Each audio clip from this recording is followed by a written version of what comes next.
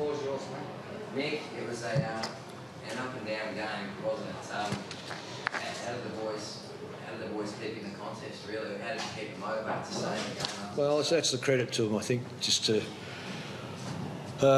see, it's too simplistic to say got nothing to fight for. We have 48,000 members, family, players that didn't play, administrators, all hanging on us having a crack. So you've got a lot to play for. You know, they've got more to play for because they've got the finals and they want to get a good position in the ladder and that sort of stuff. And that's happened to us in the last 7 or 8 weeks.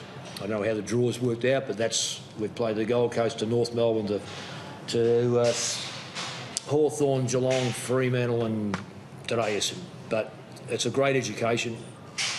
It's taught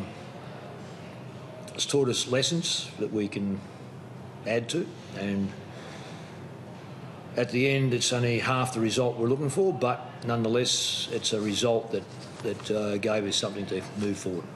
The start in particular after last week's game against Carlton, is that something in particular? The start? Did you say start? Yeah, your first quarter. Oh, no, we didn't. Yeah, we look to have a good start every week, but not because of Port. Every now and again you've got to have it's an aberration game, and that was totally uncharacteristic at this stage of the season. If that had happened early in the season, I probably would have said, yeah, that's us. But I think, see, I'll be telling you how do you do your job, and I think the disappointing thing about the media in many respects is, you know, I've heard people, and this is not you guys,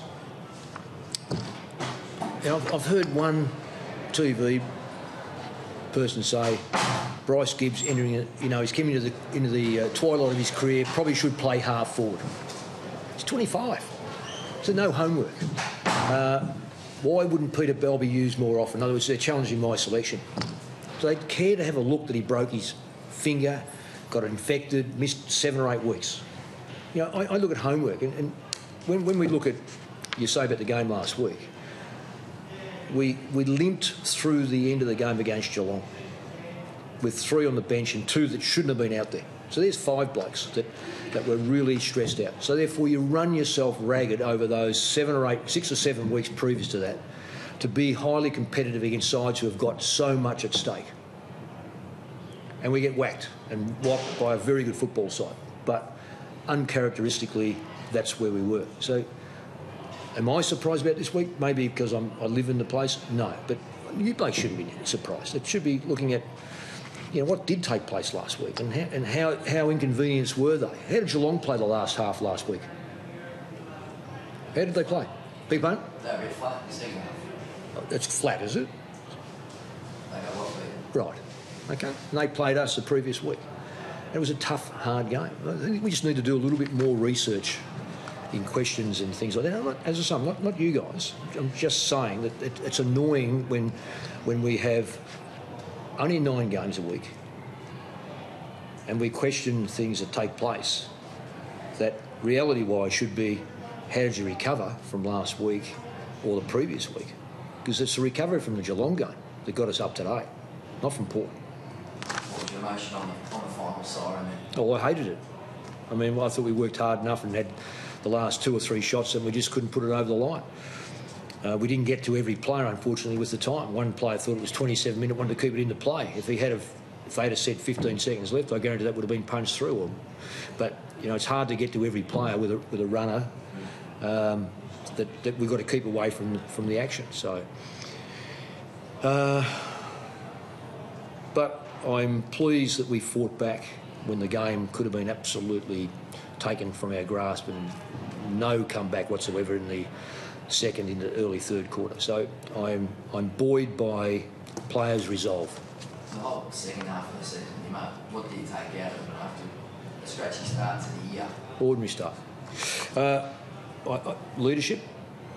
I take out that's on the up with a young captain and players taking over roles within the club.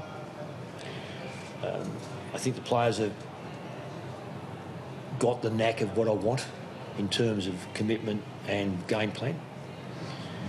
they're not only doing it, they're happy with that type of thing because it suits them. We've had to juggle it until we found the best source to suit them to play their best football. And that takes some time because at every club there's something that's a variable and different. So therefore, sometimes you have to go back to come forward to find out what's the most appropriate. Now we know we can keep working at this, which we did and we have over the last half of the season, and we'll enter into our new pre-season with a buoyancy that says, well, we know what we have to do, let's work to it. You've been a very defensive coach, you've said all along, but do you think that attacking game style is the one that best suits the playing squad you've got? Is that what you're sort of saying? What does defence mean to you? Sorry? What does defence mean to you? Defence. Just sort of stopping your position, I guess, and defending. So, right. And what do you do with the ball when you're defending it? Keep it from your position. Score. What, the last couple of years at Collingwood, we're one of the highest scoring sides in the competition. That was neglected to be thought of. It was more about what we defended with. Let's not get caught up. Go back and research. So please research and say, geez, guess what? They actually scored, and heavily. We'll go one more. Matthew Watson, were you happy with what he showed? Fantastic. I think Watto needs to look at that game over and over and say, why hasn't this happened before? Because there's no one more self-doubting than him.